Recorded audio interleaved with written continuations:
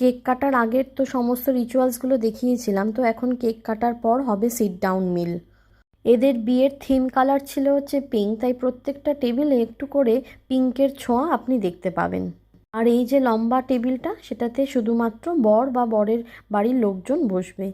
এই প্রত্যেকটা টেবিলের সামনে একটা করে নাম লেখা আছে, যেমন একটা আমার, একটা আমার বরের, সেই নামের সামনেই গিয়ে প্রত্যেকটা মানুষ বসবে। এখন আমরা সবাই দাঁড়িয়ে নবদম্পতিকে স্বাগত জানাচ্ছি। এখানে অনুষ্ঠান বাড়িতেও প্রত্যেকে একসাথেই খেতে বসে। এরকম নয় যে অতিথিরা আগে খাবে আর যাদের বাড়ির অনুষ্ঠান তারা সব অতিথিরা চলে যাওয়ার পর খাবে, তা নয়। প্রত্যেকটা নিমন্ত্রিত অতিথি নিজেদের নেম প্লেট দেখে চেয়ার টেবিলে গিয়ে বসবে এবং নিজেদের খাবার খাবে। এই কোনো ব্রিটিশ বিয়েতে আমি প্রথমবার গেলাম, তাই কী ধরনের মেনু হয় আমার কোনো আইডিয়া নেই। এইবার আমরা প্রথম অভিজ্ঞতা হলো।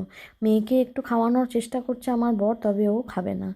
দিয়ে গেছে মাল্টিসিডেড ব্রেড আর সঙ্গে অনেকটা বাটার। তারপরে ছিল পিটা ব্রেড, হোমাস, প্যারট স্টিক আর সেলারি স্টিক। এখানে যেহেতু খাবার সার্ভ করে দিয়ে যাচ্ছে, তাই এটা আমার পছন্দ না, এটা আমি খাবো না, এরকম কোনো সুযোগ নেই। প্রত্যেকেই খুব সুন্দরভাবে প্রত্যেকটা খাবার খাচ্ছে। আবার রিপিট করার অপশনও সেরকম একটা দেখলাম না। বিয়ে বাড়িতে এই ধরনের খাবারের সাথে খুব একটা অভ্যস্ত না হলেও খারাপ লাগেনি। মেন কোর্সে ছিল ভেজিটেবল টার্ট উইথ স্যালাড, নতুন ধরনের খাবার, তবে খারাপ নয়। সামনের পর্বে বলবো ডেজার্ট আর ফলোয়িং রিচুয়ালসগুলো।